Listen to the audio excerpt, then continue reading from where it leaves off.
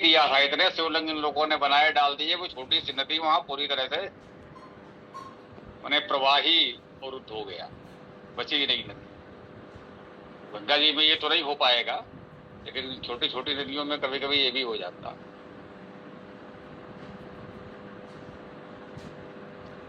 गंगा जी में 1.25 करोड़ अगर छोटी छोटी गोली बना करके मिट्टी की डाल दी जाएगी तो आखिर कुछ न कुछ तो प्रभाव पड़ेगा ही। हाँ, कुछ प्रभाव पड़ेगा, लेकिन ये है कि इतनी बड़ी नदी है तो वो बहा ले जाएगी, थोड़ा हो जाएगा। ऐसा नहीं है कि कोई अवरुद्ध हो जाए, लेकिन छोटी छोटी नदियों में तो समस्या गंभीर हो जाती है। कभी कभी ऐसा पड़ जाता है, क्या किया जा सकता अच्छा, है। पता नहीं क्या इसके पीछे दर्शन था उनका, हमें तो कुछ पता है नहीं। हम तो ऐसे कैंप देखने गए थे, उनके तो वेद रखे हुए थे बिल्कुल शीशे में, शीशे का मंदिर बना करके उसमें वेद रखे हुए थे, चारों वेद अलग अलग रखे हुए थे और उनपे हल्दी फूल अक्षत ये सब चढ़ाया जाता था। ये देखा था मैंने। धन्यवाद। चलो, उनसे तो अच्छे हैं जहां वेद होता ही नहीं। कुछ लोगों ने वेद भगवान के दर्शन तो किए, कुछ तो ध्यान में आया कि हाँ भाई वेद भी कुछ होता है। मैं कहूंगा बाकी लोगों से कुछ तो फिर भी ठीक थे, किसी रूप में वेद को सामने लाए तो। ये बड़ी अच्छी बात थी, लोग जानते रहेंगे वेद भी कोई चीज है। तो बाकी ये शिवलिंग और ये सब जो इस तरह के हैं तमाशे, अगर थोड़ा सा भी ऐसे लोगों से आपका संपर्क हो तो मानते हैं, उनको बाकायदा इसका प्रशिक्षण दिया जाता है, उनके पाठ्यक्रम में होता है। मतलब फंड रेजिंग प्रोजेक्ट है उनका, कैसे पैसा जुटाया जाए, कैसे लोगों से पैसा करा जाए। तो चूंकि अब हम इसमें आ गए हैं तो सभी प्रकार के लोग मिलते जुलते रहते हैं। वही हम लोगों का वेद का बारे बोले, अब ऐसे फंड रेजिंग प्रोजेक्ट है, अभी वो करना हो तो चलो भैया ठीक है, 1.25 लाख शिवलिंग यहाँ पर, चलो बैठ जाओ गंगा किनारे, ये कार्यक्रम करा दें, वो करा दें, वो करा दें। अब वो तो हम लोगों से होने से रहा भैया, उन लोगों का तो ये मतलब बिल्कुल एक व्यवसाय जिसे नहीं कहते हैं, ये उनका फंड रेजिंग प्रोजेक्ट है। और वो कहता हाँ भाई ऐसा करें तो यहाँ से इतना आ जाएगा, वैसे आ जाएगा। उसे भागवत कथा में उसने बताया था कि हाँ भाई वो पूरी भागवत कथा में 7 दिन में कोई कथा नहीं होती है, बस को यूं डिजाइन करते हैं। आज सुदामा जी भीख मांगने निकलेंगे, आज वो कहीं एक प्रोजेक्ट होगा, आज ये वो होगा, और उसके नाम से लोगों का वो आता रहेगा। तो वही सब होता है। तो ये भाई आज तो विचित्र स्थिति है, समय हो गया है, लेकिन चलो 20 साल तो आ गए हैं, लेकिन थोड़ा विलंब है। लोग आज सहयोग से कल तो थे लोग।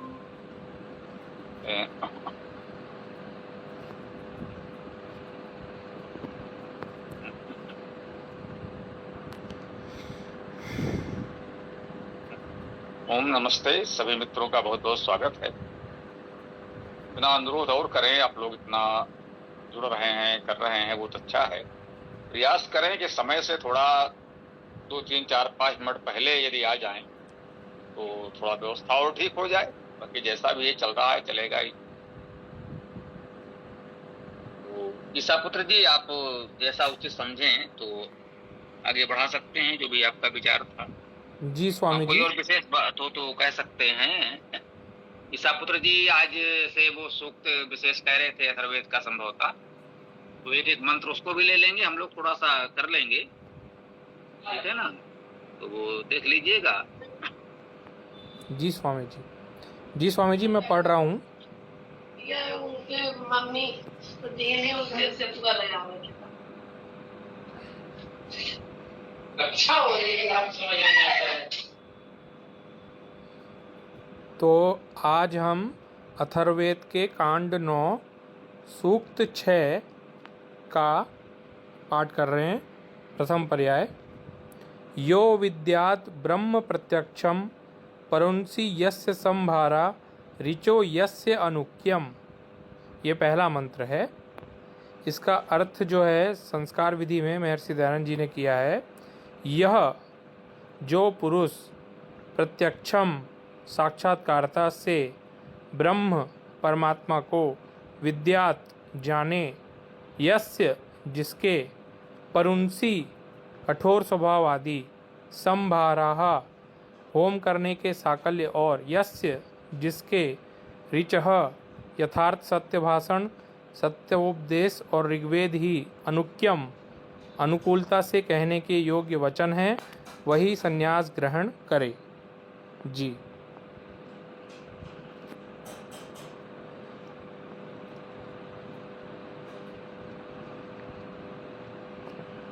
ये पहला मंत्र हो गया। इसी प्रकार से छोटे छोटे मंत्र हैं और उसके अर्थ हैं। तो पहला मंत्र तो हो गया जी। तो कोई विशेष बात है इस पर चर्चा करना चाहें कर सकते हैं, या आगे भी पढ़ सकते हैं, जैसा उचित समझें, थोड़ा देख लें। लीजिए आगे जी। नमस्ते। हाँ ऐसा पुत्र जी, थोड़ा आगे बढ़ जाएं, कुछ मंत्र हो जाएंगे तो ठीक है। ठीक है, आगे के छोटे छोटे मंत्र हैं उनको भी ले लेते हैं। हाँ, अगला मंत्र है सामानी यस्य लोमानी यजुर्हृदयम उच्यते परिस्तरणम इद्धविहि।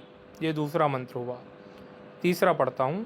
यद वा अतिथिपति ही अतिथीन प्रति पश्यति देवयजनम प्रेक्षते। ये तीसरा हो गया। यद अभिवदति दीक्षामुपैति यद उदकम याचति अपह प्रणयति। ये चौथा हो गया। इतना पर्याप्त है मेरे हिसाब से, चौथा तक। अब इसका अर्थ पढ़ रहा हूँ दूसरे से लेके चौथे तक।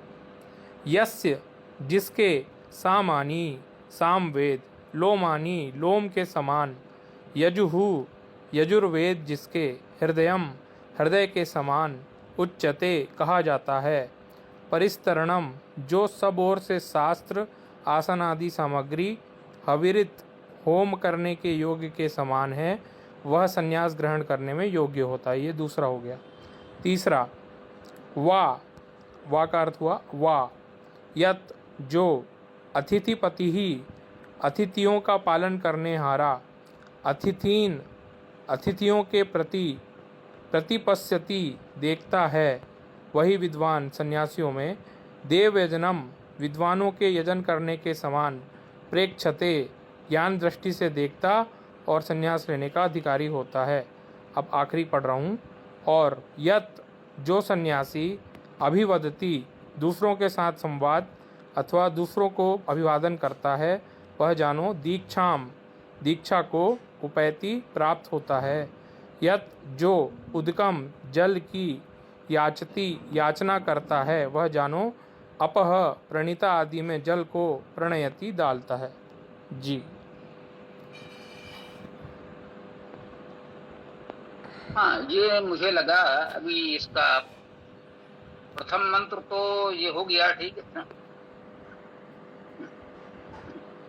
ओम जो विद्यात ब्रह्म प्रत्यक्षम परुंस यस्य संभाराद जो यस्यानु नित्यम, ठीक है ना। तो ठीक है। अब देखिए जिसको हम लोग कहते हैं मिलावट, देखिए पहला शब्द इसका है यो अर्थात जो। अब इसमें भाषार्थ में या पदार्थ जिसे कहते हैं हम लोग, यहाँ पर भाषार्थ शीर्षक दिया गया है, वैसे सामान्यतः पदार्थ लिखा होता है। यह कार्य किया है संयमी पुरुष अथवा जो कोई विद्वान हो वह। तो यह का अर्थ है जो, केवल छोटा सा शब्द यह या यो या का जा हो गया, तो खड़ी बोली में हम लोग कहते हैं जो। जितना भी इसका अर्थ किया है वो सारा का सारा मिलावट है, और जो अर्थ है वो तो लुप्त है। अर्थात ये मान लिया गया कि साधारण से शब्द का अर्थ तो सब लोग जानते ही होंगे। स्वामी जी संस्कार विधि से अर्थ किया है, संस्कार विधि से अर्थ किया है, वो क्षेमकरण जी वाला नहीं किया है।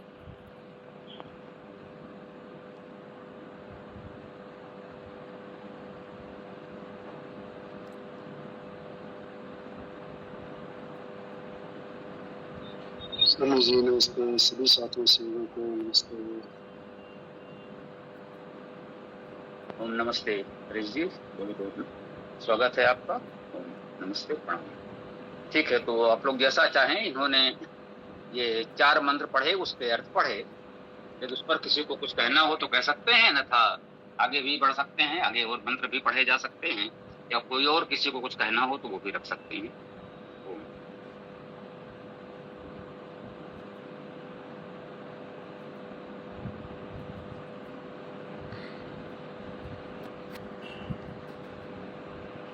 जी, मैंने इसलिए कहा कि आप क्षेमकरण जी का पढ़ रहे थे और मैं संस्कार विधि का पढ़ रहा था, इसलिए मेरे को लगा कि शायद आप, ऐसा लग रहा था आपको कि शायद मैंने क्षेमकरण जी का पढ़ दिया, इसीलिए मैंने आपको टोका था स्वामी जी।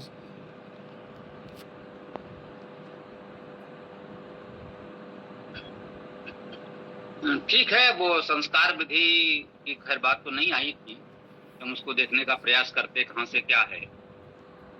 लेकिन इस मंत्र में, हाँ, दूसरे मंत्र की ही जैसे बात थी, मान लीजिए थोड़ा सा देख ले। पहला मंत्र तो मुझे ध्यान नहीं आ रहा है, उसमें आपने क्या पढ़ा था, तो मेरा ध्यान मंत्र पर रहता है, वो बहुत स्पष्ट है। जो विद्यात ब्रह्म प्रत्यक्षम परुंस, जो प्रत्यक्ष ब्रह्म को जानता है, जैसे संभारा ऋचो यस्य आनुक्यम। अब देखिए, जैसे इसमें आपने कुछ ये भी पढ़ा था कि सन्यास के योग्य है क्या है। अब इस मंत्र में तो कहीं सन्यास की बात नहीं आई है। निश्चित रूप से मैं कहूंगा आप कहीं से पढ़ दो, हम तो केवल मंत्र देखते हैं, किसका भाष्य है उससे हमें कोई लेना देना नहीं है। जो भी विद्वानों ने भाष्य किया है, मैं मानता हूं सब महान विद्वान थे, सब आदरणीय हैं हमारे लिए, और इन भाष्यों का सहयोग लेकर ही हम मंत्रों को समझ पाएंगे, इसमें कोई संदेह नहीं है। ये नहीं कि भाई हम ही सबसे बड़े विद्वान हैं, ये सारे विद्वान पुरुष हैं जिन्होंने हमसे पहले कार्य कर दिए हैं, तो जो उन्होंने परिश्रम किया है उसका लाभ हमें उठाना चाहिए। लेकिन मुख्य बात है यही मिलावट खोजने का। जैसे आपने मुख्य विषय इसमें यही उठाया है कि उसको संन्यास लेने का अधिकार है। इस पूरे उसमें कहीं हमें संन्यास तो दिखाई नहीं पड़ रहा है। किसी मंत्र के किस मंत्र में किस शब्द का अर्थ संन्यास किया है, या हवन किया है, या हवन वगैरह जो करा रहे हैं, है ना, उसमें ऐसा करो वैसा करो, जो हवन की प्रक्रिया बता रहे हैं। अब संस्कृत की संस्कार विधि पुस्तक है, वो कर्मकांड की पुस्तक है, तो कर्मकांड के पुस्तक में तो कर्मकांड होगा ही होगा। इसमें हम ये कहें कि नहीं लिखने वाले का कोई दोष है, बिल्कुल नहीं है। अरे भाई, जब जिस पुस्तक का विषय ही कर्मकांड है तो वहां तो वो कर्मकांड परख उसकी विवेचना व्याख्या जो भी समझें विनियोग किया ही जाएगा। ये संस्कार विधि में जो आप अर्थ पढ़ रहे हैं, ये वास्तव में मंत्र का अर्थ है ही नहीं, ये मंत्र का भाष्य नहीं है, ये मंत्र का अर्थ नहीं है, ये कर्मकांड में उस मंत्र का विनियोग है। अर्थात उस मंत्र को उस कर्मकांड में कैसे प्रयोग किया जा रहा है वो है। तो हमें ये सब अंतर समझने होंगे। इसी में सारी समस्या होती है कि हम संदर्भ को समझे बिना, क्योंकि फलाने विद्वान ने लिखा है, उनके प्रति हमारी आस्था श्रद्धा है, तो शब्दशः उसे हम उठा लेते हैं और बस उस पर लड़ने लगते हैं कि भाई जब उन्होंने कहा है तो आप कैसे उसको कुछ कह सकते हैं। अरे भाई समझो, उन्होंने कहा किस उद्देश्य से, कैसे क्या किया है। संस्कार विधि कर्मकांड का ग्रंथ है, तो वहां तो सभी मंत्रों में कर्मकांड जुड़ा होगा, क्योंकि सायण ने मान ही लिया था कि वेद कर्मकांड के लिए हैं, तो उनके तो चारों वेदों में लगभग सभी मंत्रों में कर्मकांड होगा ही होगा, क्योंकि वो तो कर्मकांड के लिए ही वेद का अर्थ कर रहे हैं। तो इसके लिए सायण को दोष देना भी उचित नहीं है, क्योंकि वो तो पहले से ही प्रतिज्ञा करके बैठे हैं कि वेद का भाष्य अर्थ जो भी हम कर रहे हैं वो कर्मकांड के लिए कर रहे हैं। तो कर्मकांड परख तो बुरा रहेगा, सभी मंत्र में वो कर्मकांड कहीं ना कहीं से खोज कर लाएंगे, अर्थात ये मंत्र पढ़ो तो ये वाला कर्मकांड ऐसे ऐसे करो। लेकिन जो वास्तविक वेद का अर्थ होगा, जब आप वेद का अर्थ, वेद का भाष्य समझना चाहेंगे कि वेद क्या कहना चाहता है, तब आपको ये कर्मकांड या और जो कुछ भी मिलावट है ये सब अलग अलग करना पड़ेगा, हटाना पड़ेगा। तो यही कि हम लोग स्पष्ट कह रहे हैं कि यहाँ पर हमारी गोष्ठी का उद्देश्य ही यही है कि ये मिलावट को हटाना सीखें, कि सब लोगों ने कहीं ना कहीं किसी उद्देश्य से ये सुन के अच्छे रहे होंगे, उनकी भावना भी अच्छी रही होगी, लेकिन जो भी है तो है, केवल अर्थ समझना होगा। तो हमें कर्मकांड ये सारे मिलावट हटाने होंगे। जब उस विशेष उद्देश्य से हम विनियोग करेंगे तो बातें वहां उपयोगी भी होंगी, हम ये भी कह सकते हैं। तो जी अनिल जी जुड़े हैं, आपका बहुत बहुत स्वागत है। थोड़ा सा उचित समझें तो अपना परिचय भी दे दें, क्योंकि मुझे नहीं लगता है आपसे हमारा कोई पहले से परिचय है। तो जी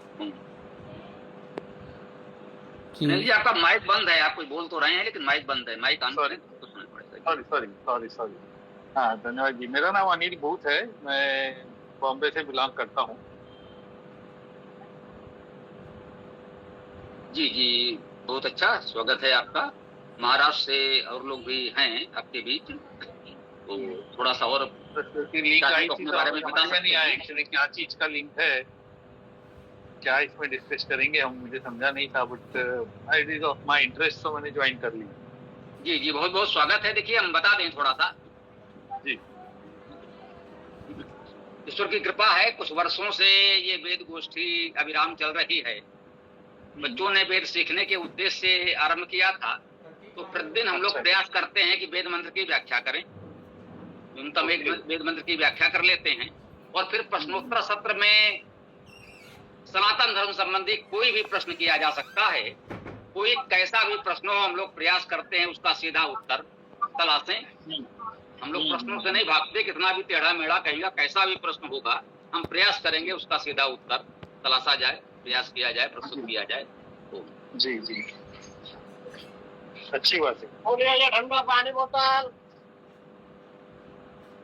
तो आप मुंबई में हर समाज से कुछ संपर्क है या वेद से और कोई संपर्क है? अब क्योंकि पहली बार जुड़े हैं तो नहीं जानते, कोई परिचय नहीं है, और कोई नहीं। विशेष आजीविका या कोई भी कार्य जो भी आपका एक है कि मुख्य परिचय में आता हो, आप बता सकते हैं? नहीं, हमारा तो बस, हम तो चार्टर्ड अकाउंटेंट हैं और रिटायर हो गए हैं अभी आदित्य बिरला ग्रुप से।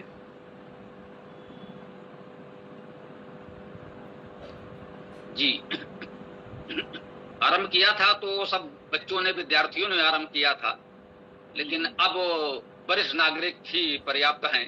बच्चे भी हैं लेकिन वरिष्ठ नागरिक अब पर्याप्त हो गए हैं। प्रारंभ में तो केवल विद्यार्थी बच्चे ही थे, स्कूल वाले। अपनी गोष्ठी का समय सत्र क्या होता है? समय प्रतिदिन सायंकाल 7:30 बजे से 7:30 से 8:30 लगभग मान सकते हैं। कभी कभी चर्चा बहुत अच्छी होती है तो घड़ी देखना भूल जाते हैं, थोड़ा सा बढ़ जाता है। हाँ नहीं, वो तो ठीक, सही बात है। समय ध्यान रहा तो 8:30 से पहले विराम दे देते हैं। जी जी जी, हमको तो अभी थोड़ी देर में फिर चेकआउट करना पड़ेगा। कोई बात नहीं, वो जितनी सुविधा हो, जितना समय जुड़ सके, स्वागत है। हाँ, क्योंकि 8 बजे हमारा एक साधना सत्र है, मतलब कामाख्या देवी का, माँ कामाख्या का।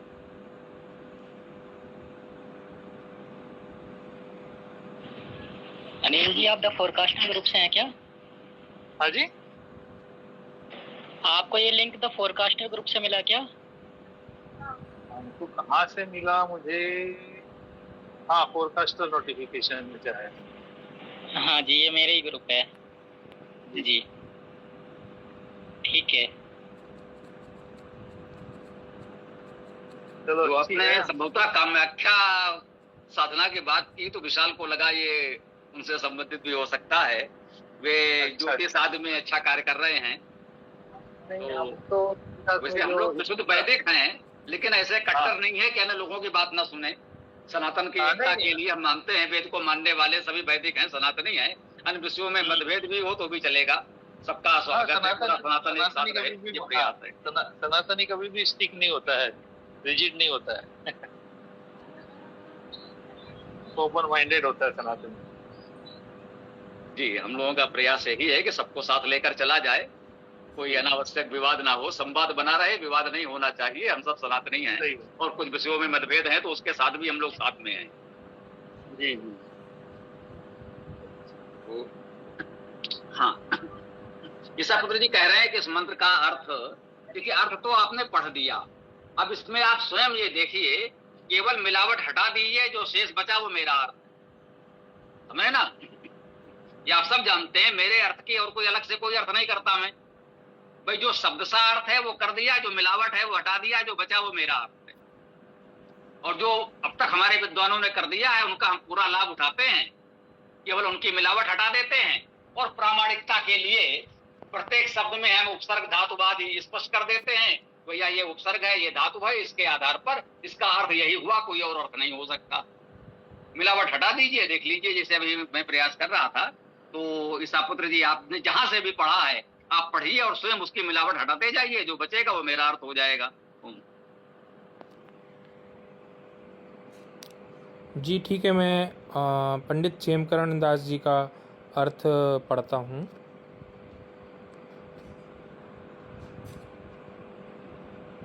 जी पंडित वो भी पढ़ सकते हैं, कोई समस्या नहीं है, वो भी ले सकते हैं।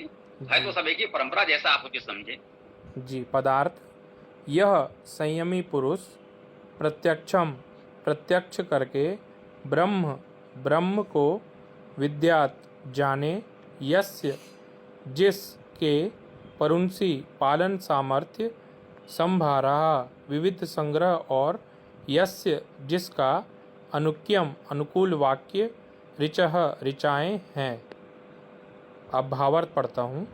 विद्वान संयमी पुरुष सर्वपोषक सर्वोपदेशक परमात्मा को साक्षात कर सकते हैं। ये पहले मंत्र का अर्थ हो गया। बाकी जो कोष्टक में लिखा है वो मैंने नहीं पढ़ा। बिल्कुल ठीक किया।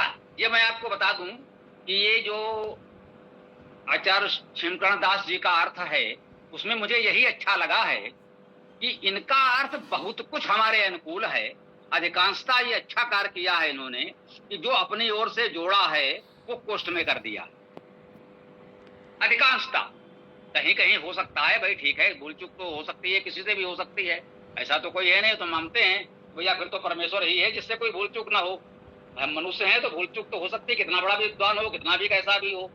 लेकिन मुझे ये बात अच्छी लगी है कि क्षेमकरण दास जी के भाष्य में यदि उनको किसी भी कारण से लगा है, कुछ उन्होंने जोड़ा है, तो कोष्टक लगा दिया है। लोगों को भ्रमित नहीं किया है कि एक अक्षर है, मतलब एक अक्षर का, एक वर्ण का छोटा सा शब्द, और उसका अर्थ करने में जोड़ दो पंक्तियां लिख दी जाएं, तो इतनी घनघोर मिलावट नहीं हुई है। अगर कहीं दो शब्द लिखना पड़ा है अपनी ओर से तो कोष्टक में कर दिया है, तो वो स्पष्ट है, तो आप भ्रमित नहीं होंगे। तो इस तरह से आप पढ़ते जाए। देखिए अभी आपने ये अर्थ पढ़ा, इसमें न कहीं हवन कुंड है, न कहीं सन्यास है, न कहीं कोई और इस तरह की बातें हैं, क्योंकि इसमें वेद का अर्थ हुआ। आपने कोष्टक हटाकर पढ़ा, यही शुद्ध अर्थ है, इसको आप मेरा अर्थ मान लीजिए, क्या समस्या है। मैं बिल्कुल कह रहा हूं, अलग से मेरा भाष्य नहीं, जिसको जिसमें आस्था हो, आपको जिसका भाष्य करना है, जिसका भाष्य आपको अच्छा लगे पढ़िए, बस मिलावट हटा दीजिए। मिलावट हटा देंगे, जो बचेगा वो मेरा अर्थ। अब इससे अच्छा और क्या चाहिए। ऐसे पूरा वेद पढ़ जाइए आप। तो क्षेमकरण दास जी में अच्छी बात यह है कि मिलावट जो हुई है उसको अधिकांशता कोष्ट में कर दिया है, तो समझ में आ जाता है। और अन्य लोगों ने कोष्टक लगाए बिना अपनी ओर से मिला दिया है, तो एक सामान्य पाठक भ्रमित हो जाता है कि भैया शब्द का अर्थ क्या है और इनकी मिलावट कहाँ है, तो उन दोनों को खोजना कठिन हो जाता है। और यदि विवेक आप में ये विकसित हो गया कि मिलावट को अलग कर सकें, तो सार को गहराए थोथा दे उड़ाए, फिर तो आपको वेद का सच्चा अर्थ कहीं से भी मिल जाएगा। ये विद्या आप सीख लें, सार को गहराए थोथा दे उड़ाए। जितना ये थोथा है, मिलावट है, कचरा है, उसे हटा दीजिए, शेष ठीक है। निरक्षीर विवेक जिसे कहते हैं वो आप में आ जाए, सार को ग्रहण करना, थोथा अलग करना आ जाए, तो जितने लोगों ने अर्थ किया है सब बहुत विद्वान थे, सबने बहुत बढ़िया अर्थ किया है। देश काल परिस्थिति के अनुसार जो उन्होंने मिलावट कर दी है उसको हटाना आपको सीख लेना है, बस, बाकी सब ठीक है।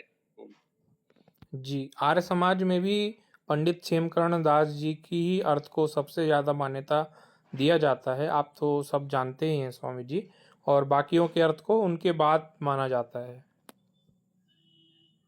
जी देखिए, दयानंद जी तो अधूरा छोड़कर चले गए थे योग से, वो वेदभाष पूर्ण नहीं कर सके, केवल यजुर्वेद उन्होंने जैसे तैसे पूर्ण किया, और ऋग्वेद अधूरा रह गया। 6 मंडल वो कर पाए थे, 7वां मंडल कर रहे थे और उनका अवसान हो गया। कह सकते हैं अनुमानित लगभग आधा हो गया था, आधा रह गया। तो जो दयानंद जी से रह गया था उसको जिन विद्वानों ने पूर्ण किया पहली बार, उनका विशेष महत्व है निश्चित रूप से। अधूरे वेद भाष्य को जिन्होंने पूरा किया, तो अथर्ववेद क्षेमकरण दास जी ने कर दिया। सामवेद 2-3 लोगों ने किया था, वेदनाथ शास्त्री जी और तो है ना, तो सामवेद छोटा था, उसको कई लोगों ने लगभग एक साथ कर लिया। अथर्ववेद का हो गया, ऋग्वेद का बचा हुआ भाग कई विद्वानों ने मिलकर पूरा कर दिया। तो इस प्रकार से जो एक चारों वेदों का भाष्य पूर्ण हुआ, एक सेट बन गया कि भाई ये, तो उसको एक आर्य समाज भाष्य के रूप में मान्यता मिल गई। जितना दयानंद जी का था वो तो पूरा ले ही लिया, और दयानंद जी के अलावा जो शेष था वन विद्वानों का जो पहली बार लेकर के प्रकाशित कर दिया गया, उसे आर्य समाज भाष्य कहते हैं। तो वो केवल क्षेमकर्ण दास जी का ही अथर्ववेद उपलब्ध था, अथर्ववेद भाष्य और किसी का तब तक था ही नहीं। और बाद में जयदेव शर्मा जी ने चारों वेदों का भाष्य अपने तरीके से किया, चारों वेद उन्होंने स्वयं कर लिए, जैसे भी किए, अन्य लोगों ने फिर प्रयास किए, तो जो भी हो पाया। तो इसलिए क्षेमकर्ण दास जी का महत्व है, क्योंकि अथर्ववेद का भाष्य सबसे पहले, जो कहिए कि सायण के बाद सबसे पहले अथर्ववेद का भाष्य क्षेमकर्ण दास जी ने किया। यूं समझिए तो अधिक समझ में आएगा कि आचार्य सायण के बाद अथर्ववेद का भाष्य सबसे पहले क्षेमकर्ण दास जी ने किया। दयानंद जी ने तो किया नहीं, तो सायण के बाद क्षेमकर्ण दास जी ने ही अथर्ववेद का भाष्य किया। ओम। हाँ, हरीश जी और ईसा पुत्र जी कुछ कहना चाह रहे हैं, बताएं। जी, मैंने ये भी सुना है कि ये पंडित क्षेमकर्ण दास जी महर्षि दयानंद जी से मिले हुए भी थे, इन्हें अपने जीवन में उनसे मिलने का भी सौभाग्य प्राप्त हुआ था। कि ये बात सही है स्वामी जी? जी इसकी भूमिका बहुत लंबी है, उन्होंने अपना परिवार का ये सब पूरा जीवन परिचय बहुत अच्छा लिखा है, इसकी भूमिका में देख लीजिएगा, ठीक है ना। अथर्ववेद भाष्य जो क्षेमकर्ण दास जी का है, इसके पहले भाग की भूमिका में पूरा विवरण मिलता है, तो वो सब वहां मिल जाएगा। निश्चित रूप से जो कहा ना कि जिन्होंने पूर्ण किया, तो दयानंद जी के प्रत्यक्ष शिष्य थे ना, जिनको उनके साथ मिलने का अवसर प्राप्त हुआ, तो वही सौभाग्य मिला कि इतना बड़ा कार्य कर सके, ये भी ठीक बात है।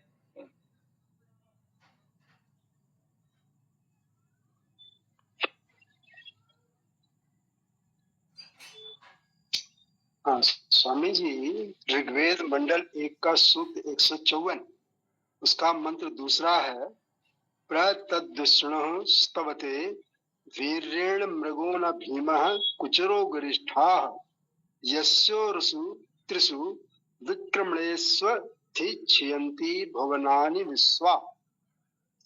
ये एक मंत्र है जिसका इन्होंने पदार्थ इस तरह से किया है, हे मनुष्यों, यश जिस जगदीश्वर के निर्माण किए हुए त्रिशु जन्म नाम और स्थान इन तीन विक्रमणेषु विविध प्रकार के सृष्टि क्रमों में विश्वा समस्त भुवनानि लोक लोकांतर अधिष्ठन्ति आधार रूप से निवास करते हैं, तत् वह विष्णु सर्वव्यापी परमात्मा अपने वीर्येण पराक्रम से कुचरः कुटिलगामी अर्थात ऊंचे नीचे नाना प्रकार के विषम स्थलों में चलने और गिरिष्ठा पर्वत कंदराओं में स्थिर होने वाले मृग हिरण के न समान भीमा भयंकर समस्त लोक लोकांतरों को प्रस्तवते प्रशंसित करता है। आगे इसका भावार्थ करते हैं कि कोई भी पदार्थ ईश्वर और सृष्टि के नियम को उल्लंघन नहीं करता, जो धार्मिक जनों को मित्र के समान आनंद देने, दुष्टों को सिंह के समान भय देने और न्यायादि गुणों का धारण करने वाला परमात्मा है, वही सबका अधिष्ठाता और न्यायाधीश है, यह जानना चाहिए। इसका अर्थ जो डॉक्टर गंगा साहेब शर्मा जी करते हैं इस दूसरे मंत्र का, वो इस तरह से है कि जिस विष्णु ने तीन विशाल पादक क्षेपों में संपूर्ण लोग समा जाते हैं, उस विष्णु की स्तुति लोग उसकी शक्ति के कारण उसी प्रकार करते हैं जिस प्रकार किसी पहाड़ पर रहने वाले लोग हिंसक जंगली पशु की शक्ति की प्रशंसा करते हैं। तो ये दोनों में मुझे बड़ी भिन्नता लग रही है कि दोनों ही जो है मंत्र के मूल अर्थ से भागते हुए जाते दिखाई दे रहे हैं।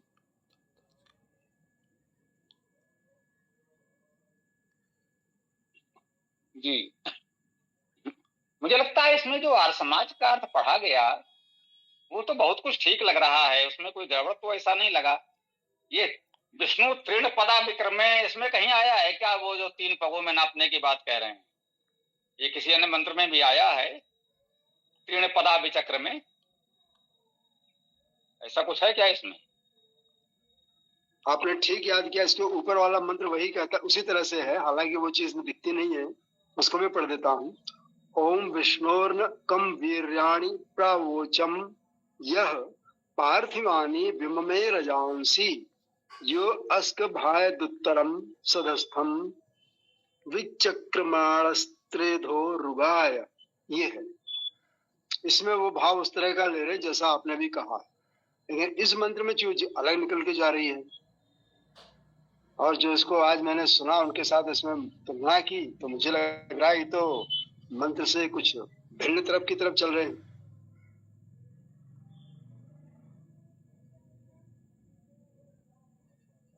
पहले मंत्र का पदार्थ इस तरह से किया गया। नहीं, ये पहला मंडल है क्या? ये पहले मंडल का 154वां सूक्त है, 154।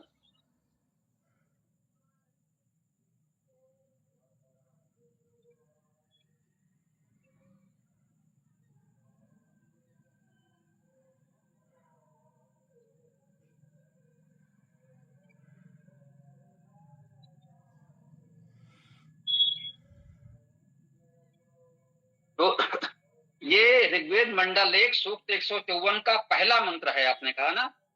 हाँ, जो भी आपने बताया 3 पग नापने वाला, वो पहला मंत्र, उसका भाव उन्होंने उस तरह से किया हुआ है।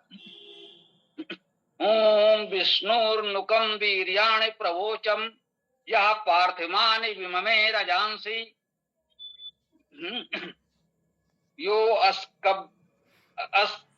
यो अस्क भाय दुत्तरम सदस्थम विचक्रमाणः त्रेधो रुगायः।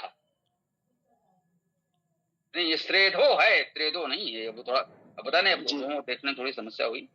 श्रेधो है, हाँ, त्रेधा और रुगाय। हाँ, तो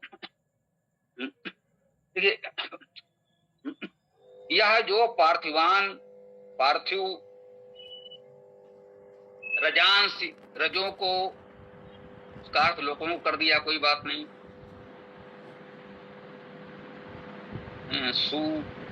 नु शीघ्र विम में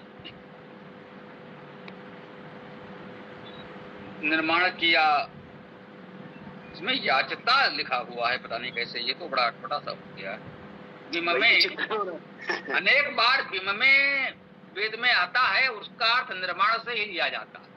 हाँ, विम में निर्माण ही होता है वो जो है, लेकिन यहाँ पर याचता हो सकता है, छपाई की चूक है या क्या है, कुछ नहीं कहा जा सकता।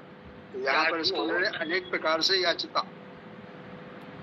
उरुगाय, बहुत लिख दिया है, बहुत वेद मंत्रों से गाया जाता था व स्तुत किया जाता था। पूर्व का अर्थ बहुत, गाय का अर्थ गायन से। अब ठीक है, वेद की बात हो रही तो वेद मंत्र तो ले लिया। उत्तरम, प्रलय से अनंतर। देखिए, अब ये हम लोग कहते हैं कि हाँ, ये मिलावट है जो हमें स्वीकार नहीं है, ठीक है।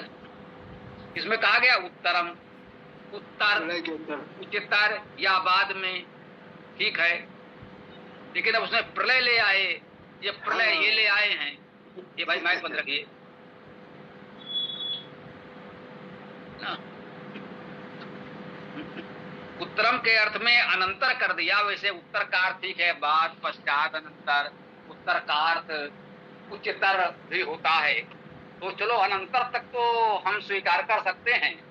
लेकिन अब ये प्रलय जो ले आए, हम तो ये कहेंगे भैया अभी प्रलय मत लाइए, ठीक है ना। हम लोगों के जीवन में भी आप कृपा करके प्रलय मत लाइए। मंत्र में प्रलय नहीं है तो आप प्रलय क्यों ला रहे हैं? सदस्थम, एक साथ, सदस्थम अर्थात साथ, बस इतना ही पर्याप्त है। एक साथ के स्थान को चलिए, कुछ बहुत गड़बड़ नहीं है, स्वीकार कर लें। अच्छा, इसमें त्रेधा लिखा है,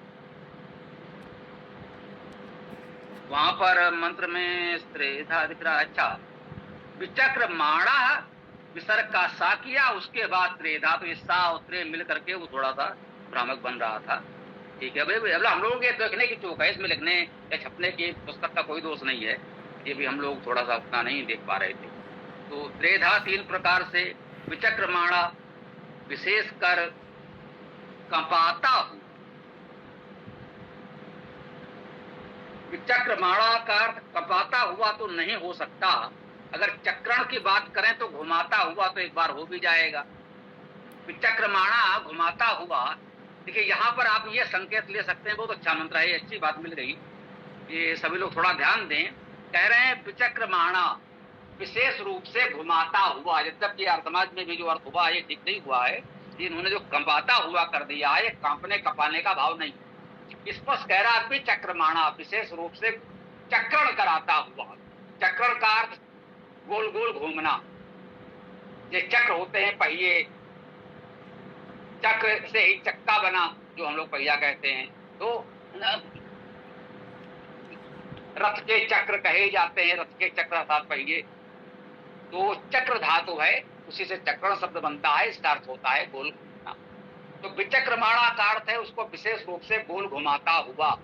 तो ये तो बिल्कुल कह रहे हैं कि जो लोकांतरों को ये सबको बात कर रहा है, सब उनका निर्माण करता है और वो अपनी अपनी कक्षा में सबको नियमित रूप से घुमाता है।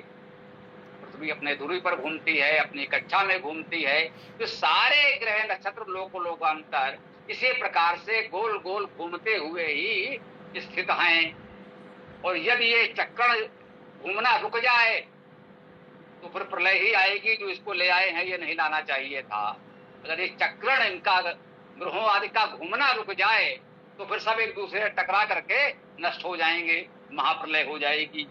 तो ये विचक्रमाणा यहाँ बहुत सुंदर पद है। इससे आप इस मंत्र को चाहें तो कहीं सुरक्षित कर लें। ये लोकांतरों को, ग्रहों को अपने अपने परिक्रमा मार्ग पर घुमाने के अर्थ में ये बहुत सुंदर है। उसी संदर्भ में बात भी हो रही है।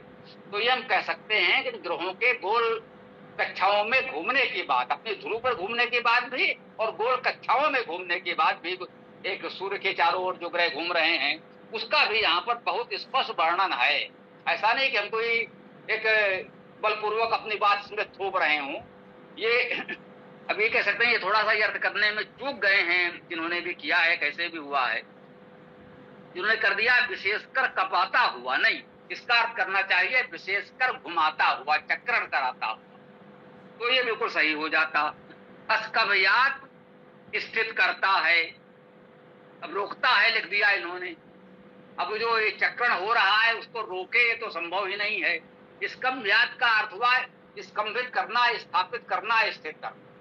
वो सबको गोल गोल घुमाता हुआ अपनी अपनी कक्षा में स्थापित कर रहा है। ये बिल्कुल ठीक है। आज भी उपग्रह भेजे जाते हैं, कहते हैं भाई वो कक्षा में स्थापित हो गया। कक्षा में स्थापित होने का अर्थ ही है कि वो परिक्रमा कर रहा है, गोल गोल घूम रहा है, वो कहीं स्थिर नहीं होता। तो इसका याद का अर्थ रोकता है, ये व्याकरण से भी ठीक नहीं है। मैं स्पष्ट कह रहा हूं, ये व्याकरण से भी ठीक नहीं है। और जो प्रकरण है जो इतना सुंदर इसका अर्थ भावार्थ है, उसके दृष्टि से भी कहा जाए कि इतने सुंदर भाव को भी यहाँ पर बिल्कुल ध्वस्त कर दे रहा है। तो विचक्रमाणा अस्कभयात बिल्कुल सही है कि उसको चक्रण कराता हुआ, घुमाता हुआ अपनी अपनी कक्षा में स्थापित किए हुए है। ये तो बिल्कुल ठीक है। विष्णु अर्थात विष्णु का, अब विष्णु का अर्थ व्यापक है तो है। विष्णु अर्थात विष्णु का अर्थात सर्वव्यापक का, और सर्वव्यापक कौन है? वो परमेश्वर है।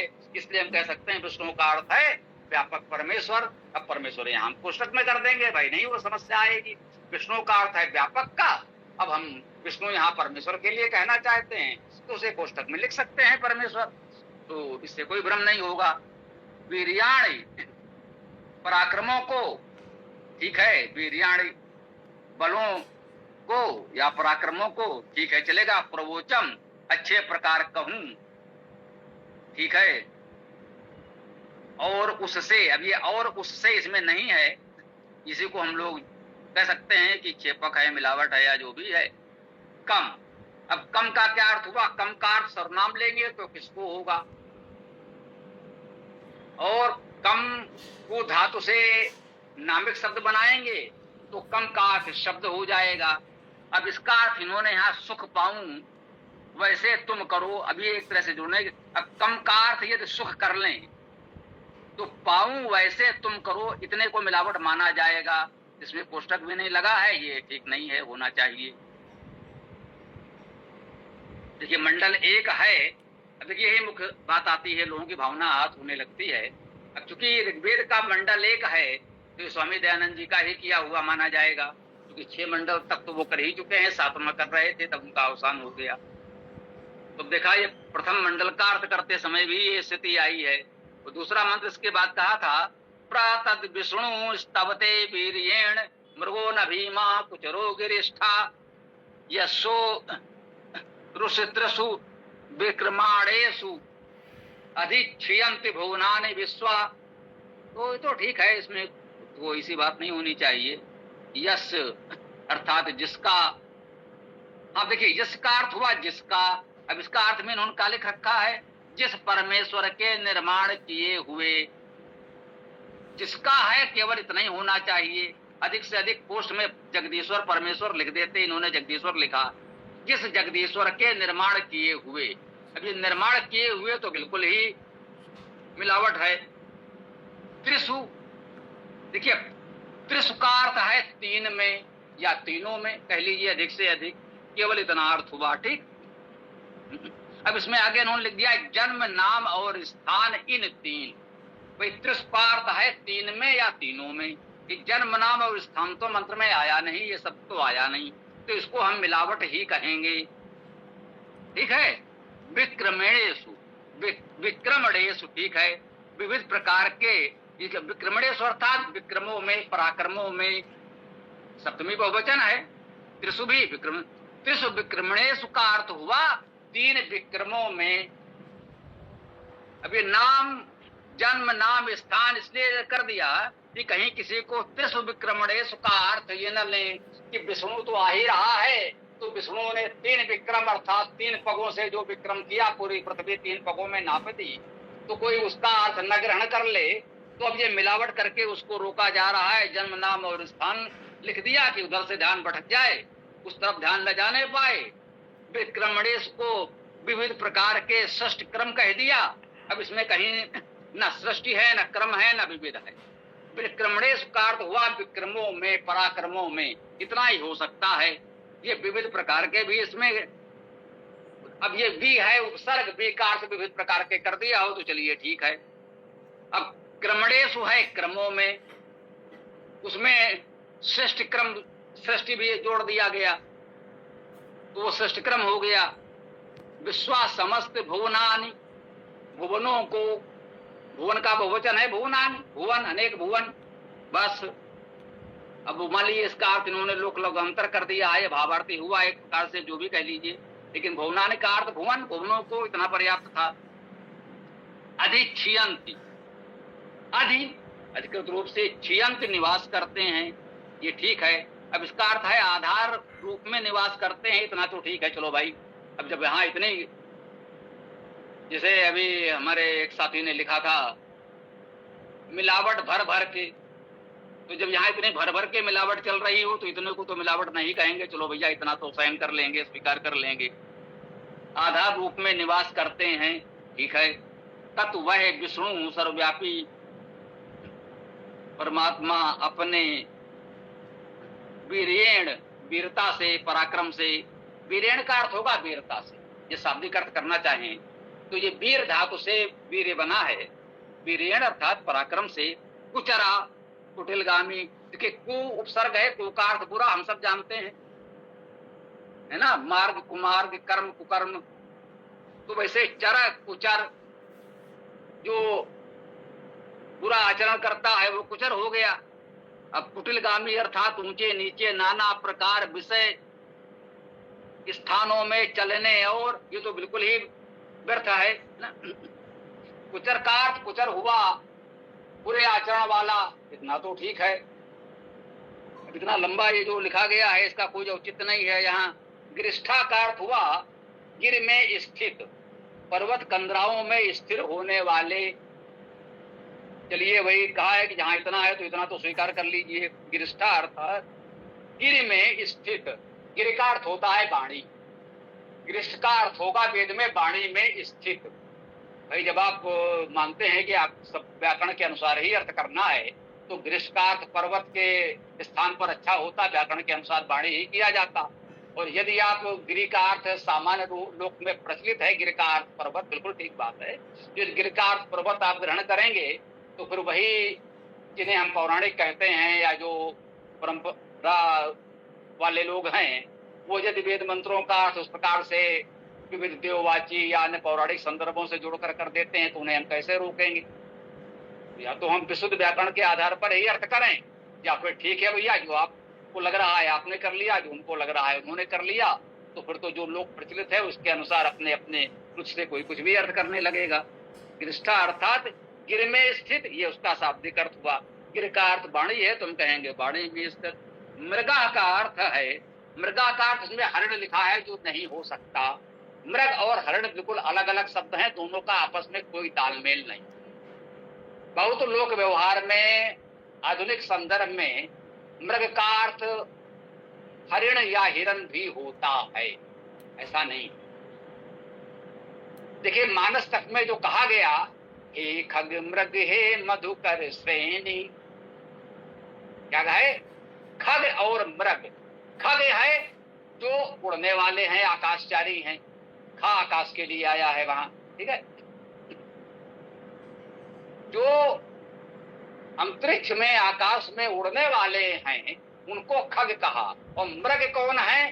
जो मिट्टी पर भूमि पर चलते हैं। तो मिट्टी पर भूमि पर चलने वाले सभी पशु प्राणी ये मृग कहे जाएंगे, है ना। तो प्राणी तीन प्रकार के होते हैं, एक पक्षी जो उड़ते हैं हवा में, दूसरे मृग जो भूमि पर चलते हैं, तीसरे जलचर प्राणी होते हैं। है कि भूचर जलचर नभचर नाना जे जड़ चेतन जीव जहाना, वो तीनों प्रकार के कहे गए हैं। हवा में उड़ने वाले, वायु में उड़ने वाले, आकाश में चलने वाले, पृथ्वी पर चलने वाले और जल में चलने वाले, ये तीन प्रकार के प्राणी कहे गए हैं। तो यहाँ पर जो ये कहा जा रहा है, मृगा का अर्थ है भूमि पर, मृग मिट्टी पर चलने वाले। तो ये सभी पशु पक्षी प्राणी आ जाएंगे, उनमें हाथी सिंह से लेकर हम लोग भी, चूहे आदि जो भी है, जो भी भूमि पर चलने वाले हैं, वे सारे पशु उसमें आ जाएंगे, छोटे बड़े। तो मृग का अर्थ उसी रूप से भूचर प्राणी, भू पर चलने वाले किया जाना चाहिए था, पशु किया जाना चाहिए था, केवल हरिण नहीं। ये तो आधुनिक भाषाओं में भी मृग का अर्थ ये यहां तक लिया जा रहा है, इतना व्यापक अर्थ लिया जा रहा है। केवल हरिण के अर्थ में बहुत संकीर्ण अर्थ है, वो वेद में तो नहीं ही लिया जा सकता। इतना तो हम पूरे दृढ़ता से कह लीजिए कि स्पष्टता से निवेदन करना चाहते हैं।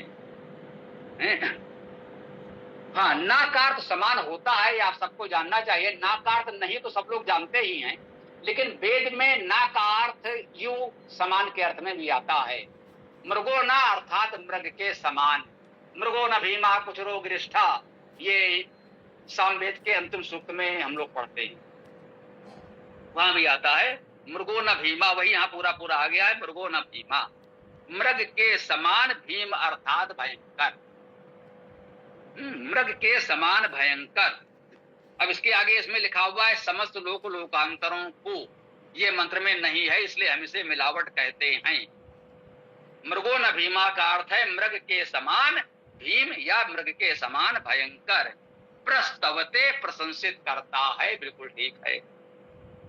तो इसी प्रकार से आप लोग अर्थ कर लिया करें जहां आवश्यक हो, और इस गोष्ठी को मेरे विचार से इसी रूप में रखें कि जो भी सूक्त आदि हम लोग लें उसको एक क्रम से व्याख्या करना तो किसी प्रकार से हमारे लिए संभव हो सकता है, और विशेष रूप से वेदायन पर ही रखें। चारों वेद सामान्य रूप से सब तक नहीं पहुंच पाएंगे, यदि वेदायन भी लोगों तक पहुंचा दें, वेदायन भर का अर्थ व्याख्या भी हम लोग लोगों तक पहुंचा दें, तो ये भी बड़ी उपलब्धि होगी। तो गोष्ठी में मंत्र व्याख्या हमसे यदि अपेक्षा जो भी है तो प्रयास करें वो मुख्य रूप से वेदायन तक रखा जाए। हाँ, कोई विशेष संदर्भ आ जाए कि हाँ भाई इस मंत्र में ये है, उसको लेकर के, उसके भाव विचार को लेकर कोई विचार सिद्धांत स्थापित हो रहा है या खंडन हो रहा है, तो वो प्रश्नोत्तर के क्रम में कोई विशेष ले सकते हैं कि हाँ भाई इस मंत्र में ये बात विशेष रूप से आ रही है, तो क्या इसको इस अर्थ में, इस रूप में लिया जा सकता है, तो वो थोड़ा बहुत उस पर विचार किया जा सकता है। तो हाँ भैया, कोई लिख रहे थे तो आप जानते हैं, लिखा हुआ तो हमारे पढ़ने में आता नहीं है, बोल दें तो अच्छा रहेगा। इन मंत्रों का अर्थ जो है गंगा सागर शर्मा जी ने इस तरह से किया, पहले वाले का, हे मानवो, मैं उस वीर कर्मों को शीघ्र कहूंगा उन्होंने पृथ्वी और तीनों लोगों को नापा था। जो आपने बात बैठाई थी वो यहाँ पर आ रही है। अति विस्तृत अंतरिक्ष को स्थिर किया था। अनेक प्रकार से स्तुति पात्र उन विष्णु ने 3 चरण रखे थे। ये पहले मंत्र का अर्थ किया। अब दूसरे वाले का अर्थ इस तरह से किया है, जिस विष्णु ने 3 विशाल पदाक्षेपों में संपूर्ण लोग समा जाते हैं, जिस विष्णु के, उस विष्णु की स्तुति लोग उसी शक्ति के कारण उसी प्रकार करते हैं जिस प्रकार किसी पहाड़ पर रहने वाले लोग हिंसक जंगली पशु की शक्ति की प्रशंसा करते हैं। तो ये अर्थ मुझे गले नहीं उतरे, तो मैंने कहा फिर आपसे चर्चा करता हूँ।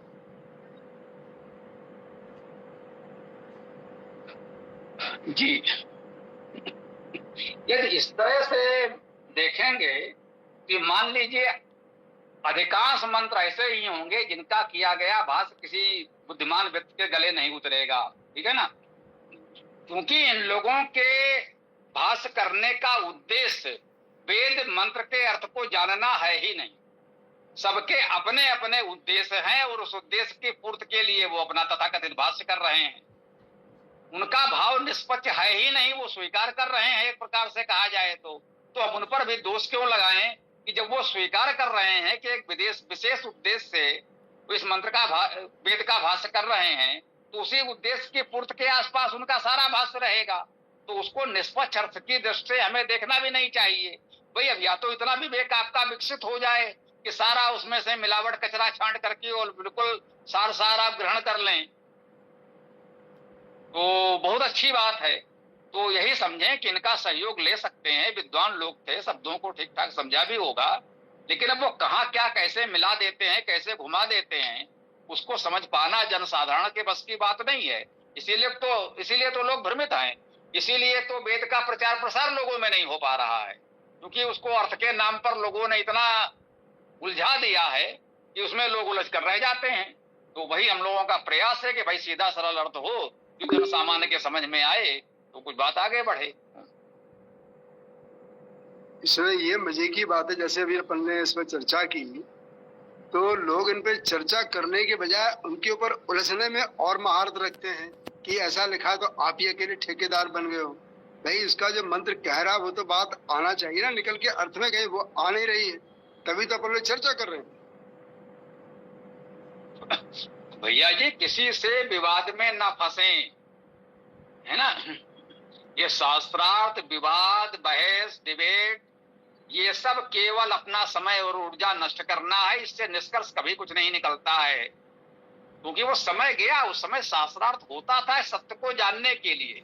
इस समय सारी डिबेट बहस तथा कथित शास्त्रार्थ होता है केवल अपनी बात को थोपने के लिए और दूसरे की बात को असत्य सिद्ध करने के लिए। और वो चीख कर चिल्ला कर ऐसे वैसे जैसे तैसे वो अपनी बात को ऊपर रखने का ही प्रयास होता है। यहाँ निष्पक्ष भाव से कोई बैठता ही नहीं कि हाँ भाई यदि हमसे कहीं चूक हो रही है तो उनसे सीखने को मिलेगा, हम सुधार लेंगे। अगला सोचे हाँ ठीक है भाई हो सकता है कोई बात इन्होंने सही संकेत कर दिया, हम नहीं समझ पा रहे थे, इन्होंने बता दिया तो अब ये बात ठीक हो गई, समझ में आ गई। इस भाव से कोई बात करने बैठता ही नहीं है। वो पहले से उन्होंने मान लिया है हमको यही बात थोपनी है और उसके लिए 2-4 मंत्र यहाँ वहां टेढ़े मेढ़े वो रट लाए हैं और उसका अपनी इच्छा के अनुसार कुछ तथाकथित अर्थ कर लाए हैं। उसके अलावा उन्हें कुछ सुनना ही नहीं है, वो चाहे इस पक्ष के हों चाहे उस पक्ष के हों। अभी हमने देखा कि 2 पक्षों में तथाकथित शास्त्रार्थ डिबेट कुछ हुआ, तो हमारे साथी मैं कहता हूँ जिन बच्चों ने ये आरंभ किया है गोष्ठी हमारी वेद कक्षा, उनके ने बहुत प्यार से लिखा कि वो इसकी सबकी कोई आवश्यकता नहीं, क्योंकि सब लोग अपने अपने पक्ष पर अड़े हैं और 100-150 वर्षों से सब लोग बस वही टेप बजा रहे हैं कि है ना।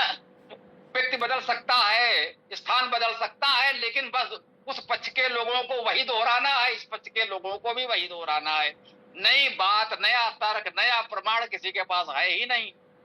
न उसके पास अपने पक्ष में कोई तर्क प्रमाण नया आता है, न वो दूसरे की बात सुनने को तैयार है। तो इससे क्या लाभ, अनावश्यक अपना समय ऊर्जा नष्ट करना। तो हम तो ये समझते हैं कि पुलकित ने ठीक कहा है, इन सब विवादों से हमें बचना चाहिए, यही उचित है। बोलो भाई साहब। स्वामी जी एक बहुत संवेदनशील प्रश्न है, ये कोई मतलब मैं गलत उद्देश्य से नहीं पूछ रहा हूँ, एक प्रश्न है। मैं एक मंत्र है जिसमें ये कहा गया है कि जो व्यक्ति हमारी गाय को मारता है इत्यादि, तो वहाँ एक सीसेन शब्द है जिस पर कुछ लोग अर्थ कर रहे हैं कि सीसेन शब्द का अर्थ हो सकता है। मैं स्क्रीन शेयर कर रहा हूँ, देखना। जी हाँ, वो मंत्र दे दो, उसकी आवश्यकता नहीं है स्क्रीन शेयर करने की, कर लो, कोई बात नहीं। जी सीसेन शब्द से उन्होंने कह दिया शीशे की गोली से, संभवतः वही कहना चाह रहे हो। जी जी जी, यही इसमें मेरे को डाउट है स्वामी जी, ठीक है ना? और मैं आप पूरे यह दिल से सीसेन पूछना का अर्थ चाहता हूँ। हुआ शीश द्वारा, ठीक। जी शीशेन का शाब्दिक अर्थ होगा शीश द्वारा, शीशा द्वारा नहीं, ध्यान दीजिएगा। यदि शीशा द्वारा होता तो शीशया होता। इतनी सी व्याकरण तो जाननी माननी पड़ेगी। व्याकरण को बिल्कुल किनारे रखकर तो वेद नहीं पढ़ा जाएगा, ठीक है। अब शीश शब्द कैसे बना, किस धातु से बना, ये विचार कर लीजिए।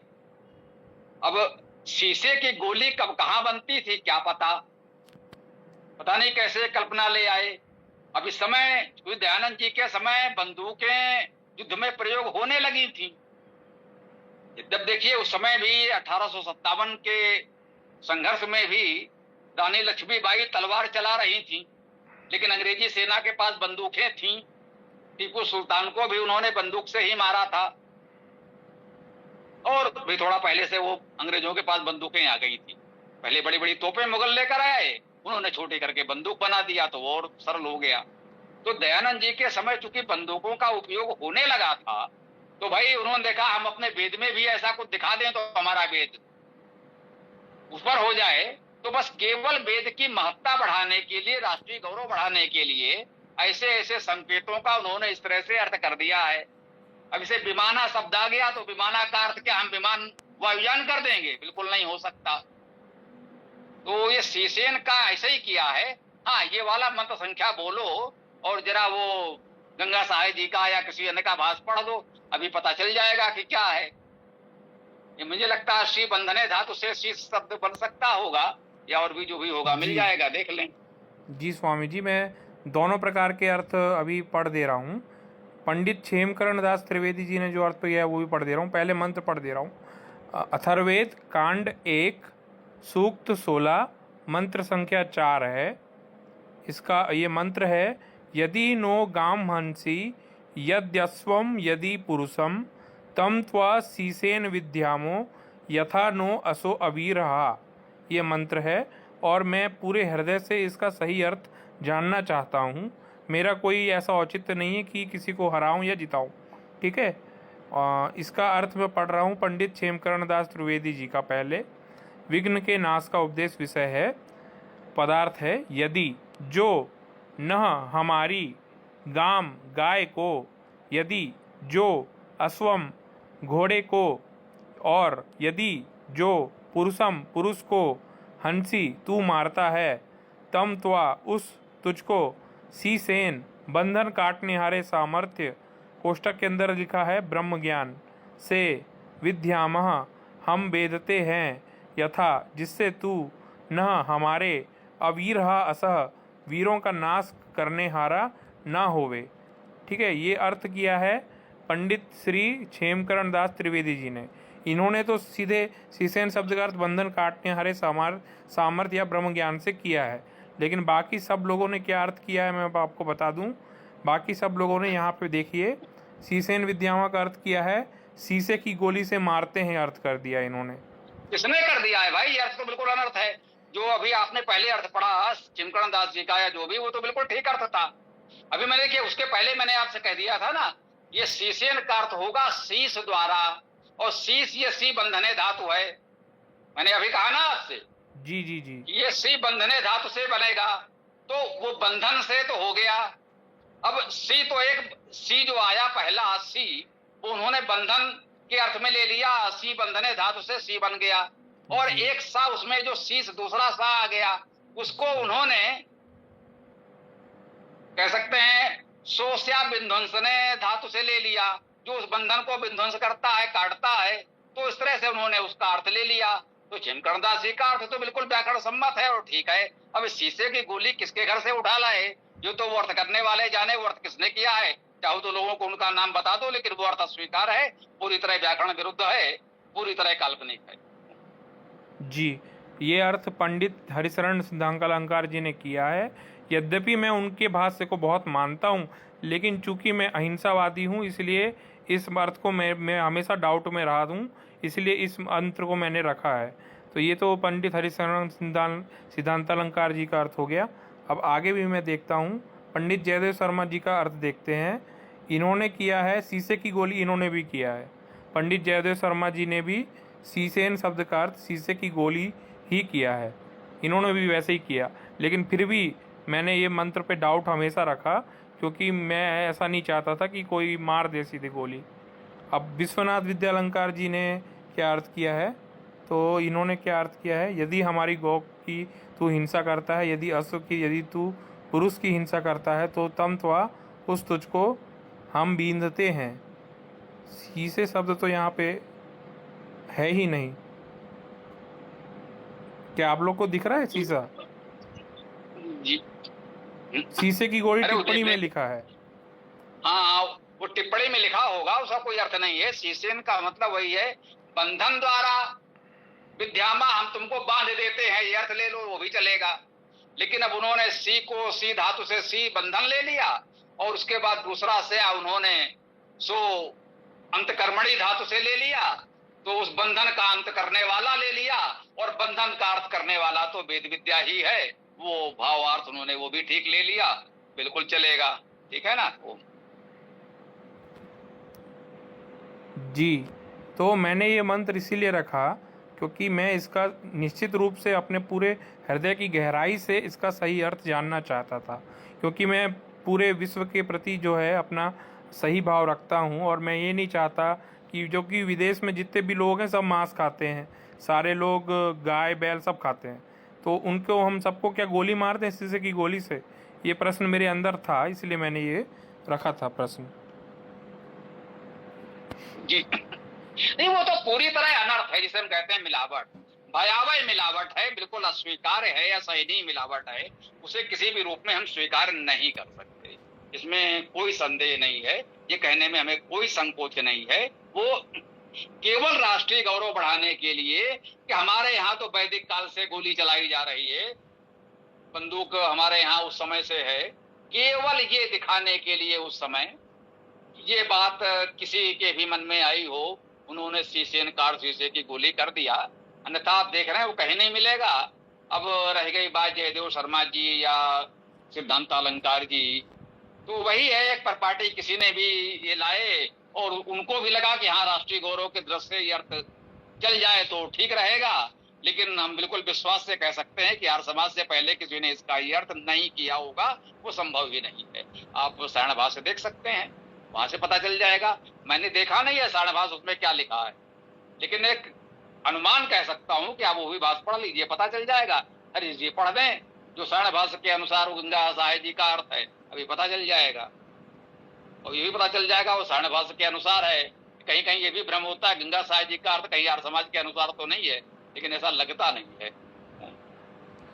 जी मैंने कहा ना, हमारे यहाँ मैंने ये इसलिए लैपटॉप चालू नहीं कर सकता।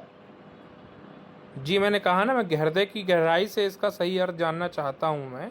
मैं किसी को ऊपर नीचे करना नहीं चाहता था, मैं बस सही अर्थ जानना चाहता हूँ बस। नहीं, सही अर्थ तो मिल गए। मैं कह रहा हूँ क्षेमकर्ण दास जी ने जो अर्थ किया है वो बिल्कुल ठीक अर्थ है, व्याकरण के अनुसार है, बिल्कुल सही है, और उसमें कहीं भटकने के लिए कुछ नहीं बचा। वो बिल्कुल ठीक अर्थ है, उसे आप स्वीकार करते हैं, मुझे लगता है उचित है। जी बहुत बहुत धन्यवाद स्वामी जी। ये प्रश्न मेरे कई वर्षों से अंदर गूंज रहा था, मेरे अंदर की गहराइयों से गूंज रहा था, क्योंकि मैं विदेशियों से बहुत प्रेम भी करता हूँ, देशियों से भी करता हूँ।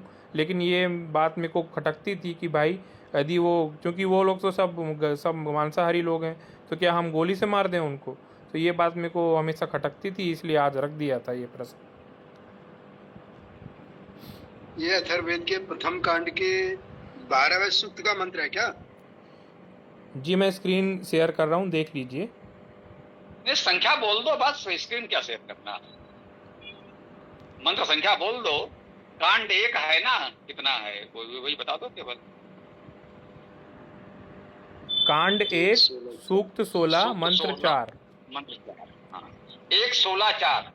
जी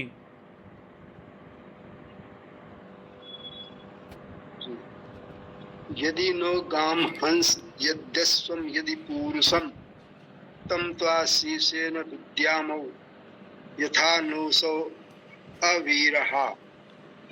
यहाँ पर भी शब्द शीशेन के लिए शीशे से आया हुआ है, जो हमने उसमें पढ़ा था, जो आपने बताया सारण भाषा वाले गंगाचार्य शर्मा, जिसका भी हो। तो चूंकि लाइट तो नहीं है तो सिर्फ लैपटॉप चालू नहीं कर पाऊंगा, तो शीशे यहाँ पर है, शीशे से ही शब्द इसमें लिया गया।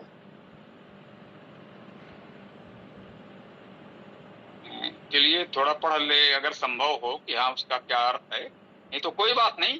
देखिए कुल मिलाकर के जो ईसापुत्र जी का उद्देश्य था वो स्पष्ट हो गया कि क्षेमकर्ण दास जी का जो अर्थ है वो व्याकरण सम्मत है, उचित है और स्वीकार भी है। उसमें ऐसा भी कुछ नहीं है जो प्रश्न कि भाई अर्थ कैसे हो गया, कैसे कर दिया, वो भी कुछ नहीं है। जो भी अर्थ है वो पूरी तरह से स्वीकार्य है और उपयुक्त भी है, तो उसको ग्रहण कर लें। आपका उद्देश्य प्रकार से पूरा हो गया, शेष तो चलता रहेगा, चर्चा का तो कोई अंत नहीं है ना। ठीक है जी, कल एक मंत्र और रखूँगा जी, कल एक और अच्छा महत्वपूर्ण मंत्र रखूँगा मैं। वहाँ उन्होंने अर्थ ऐसा किया है कि जिसको कुछ दुर्बलता है तो उन्होंने इस प्रकार का अर्थ किया है कि उसको नपुंसक बना दो।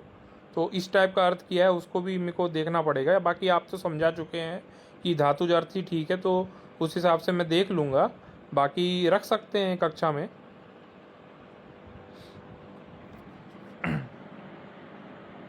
जी, तो कल रख लेना। आज के सत्र को यहाँ विराम दिया जा सकता है, पर्याप्त समय हो गया है। ठीक है, तो चाहें तो वेदाष्टक का पाठ करके आज के सत्र को विराम दे सकते हैं, फिर कल आगे देखी जाएगी। जी, एक बात और सूर्य, एक मिनट जी, मैं अपने बारे में बता दूं, मैं एकदम ओपन माइंडेड हूं। मैं ऐसा नहीं रखता कि दयानंद जी ने कहा है तो उन्हीं की बात मानूंगा, ऐसा नहीं है। मैंने ग्रुप में भी बताया है कि मैं ओपन माइंडेड हूँ। कुछ चीज़ों से मैं दयानंद जी से भी सहमत नहीं हूँ। जैसे मैंने बताया था ना मन्यु वाले बात पे कि उन्होंने मन्यु का अर्थ क्रोध किया, मैं नहीं मानता उसकी बात कि भाई मन्यु शब्द का अर्थ क्रोध नहीं होता, मन्यु शब्द का अर्थ ज्ञान होता है। ऐसे ही मैं हर चीज़ में ओपन हूँ। मैं ऐसा नहीं है कि मेरी बात ही सही है या मेरे गुरु की बात सही है, ऐसा। तो मैं ओपन हूँ, मैं हर चीज़ के लिए। जी, धन्यवाद।